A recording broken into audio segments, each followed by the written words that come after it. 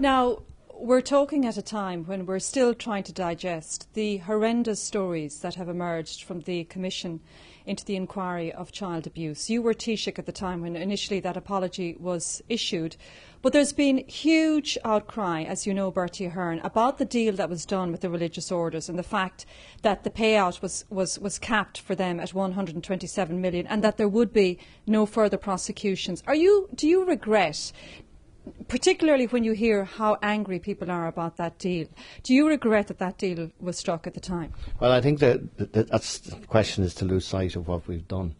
I decided to do in 2000 because there had been 40 years of ignoring the reality of what had gone on in institutions in this country, in over 50 institutions.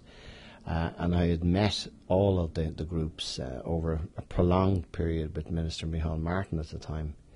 And we decided, having had a long examination of it, and the fact that they'd been ignored by people, successive governments, including my own party, and that I would give the apology, that we would set up the redress system, that we would give a way, brought in the indemnities, brought in the legislation, got the inquiry going. I gave 8 years of my political life to making sure that would all happen. And to do it in as simple and as a non-complicated way as we possibly could. And to come to your question about the deal, the deal wasn't the important issue at all. What we wanted to do was to find a way that would not create any more trauma. These people were getting old, they were dying, they had suffered huge hardship. If we had got into litigation with the congregations, it would have meant that all of these individuals would have to be subject to cross-examination in court. I was not going to put that on them. So that was the issue. But why cap it for the religious orders at 127 million? No, that wasn't the issue. The issue was if we were to have to get into litigation with the religious orders, it meant that these people would have been subject to cross-examination in the court. It would have delayed the process. It would have put them through more hardship. And for that reason, we decided to do an agreement with the religious orders to avoid, this was to help the individuals, not to make it easy for anybody else. So that is the central point. And I was watching the badly informed comments in the last few days of people who should have remembered what happened or researched what I had said in the Dáil from 2001 on. But the reason we made the agreement with the religious orders was to avoid the abused victims having to be cross-examined in the courts, and that was the central issue. But it was believed at the time that the estimate of those who would seek compensation was something like 2,000.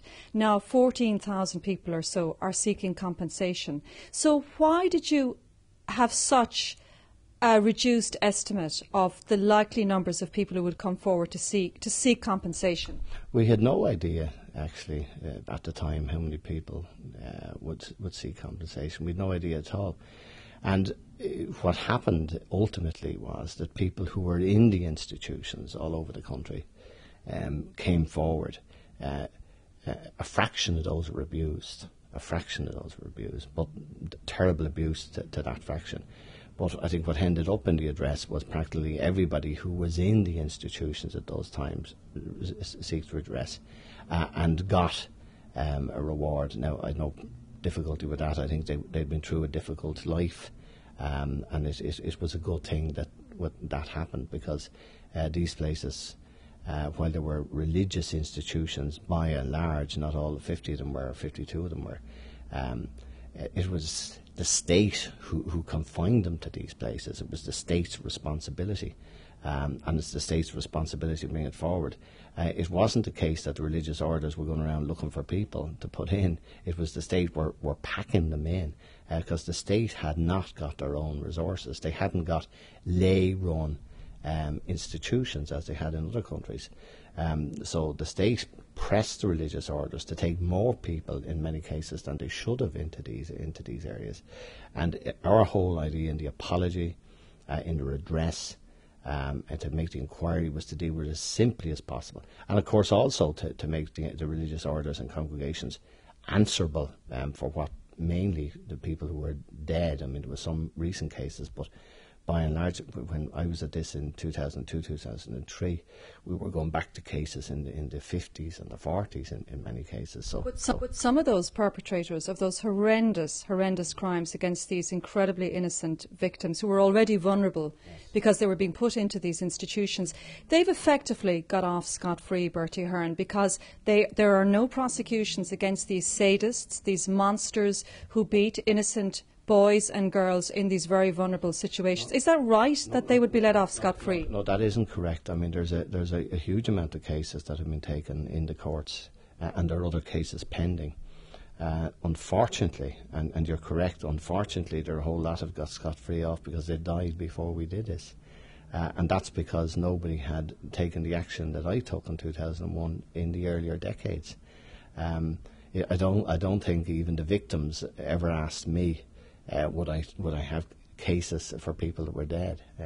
But they certainly wanted us to go after people who were still alive, and thankfully we did that. But why the anonymity in the report? As you know, many of the brothers who have been implicated in this have been given pseudonyms, as have some of the nuns as well.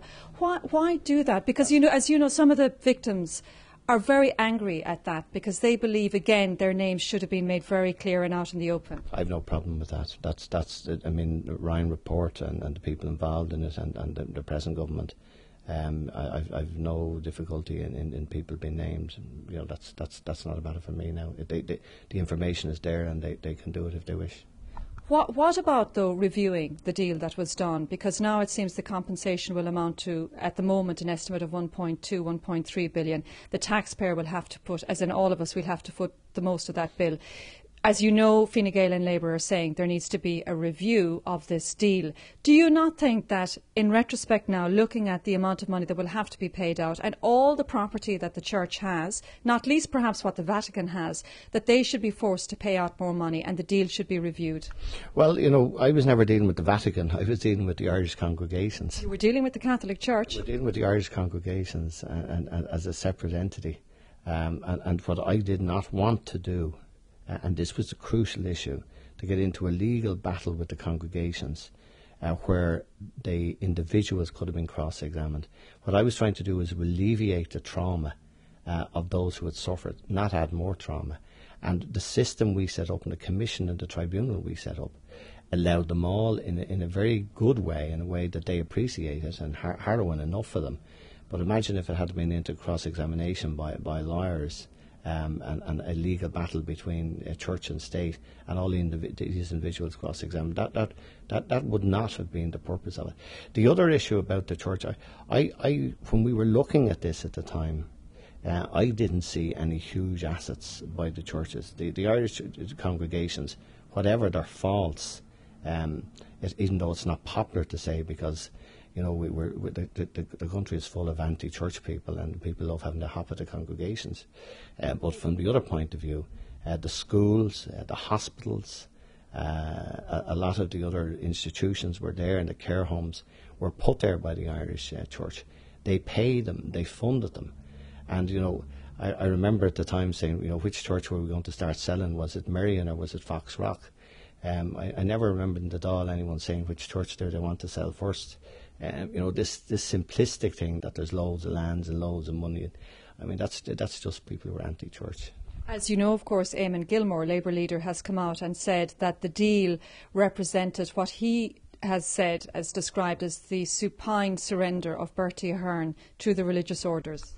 Well, you know, he can say whatever he likes, but again, it's to miss the point. The point was, and again, you know, you can see it in the last few days, instead of talking about the abuse of the victims, the fact that we simplified the system to make it easy for them, the fact that we spent 8 years looking after them case, what are we getting from the report? Not that about the harrowing issues, how we try to help the people, how we should help the victims, how we should do what I've been doing, even out of office, helping Christine Buckley and her people. I've been out in the centre.